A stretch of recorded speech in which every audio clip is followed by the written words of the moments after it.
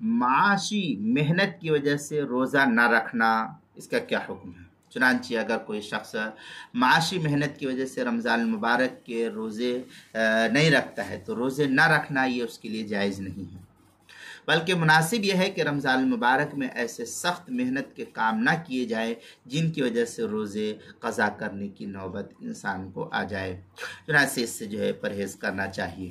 البحر الرائق میں ہے وفي القينية لا يجوز للخباز أن يخبز خبزا يوصله إلى ضعف مبيح للفطر۔ یہ البحر الرائق کی عبارت ہے، جلد نمبر 2 صفحہ نمبر 282، جو HM سعید کراچی پاکستان کا چھپا ہوا نسخہ اس کے اندر۔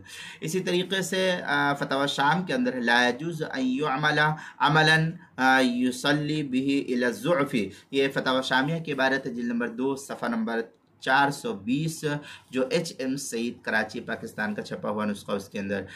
روزے کے مسائل کا انسائکلوپیڈیا، اس کے حروف تہجی میم، عنوان ہے معاشی محنت کی وجہ سے روزہ نہ رکھنا، صفحہ نمبر 183 پر اس کو نقل کیا گیا ہے۔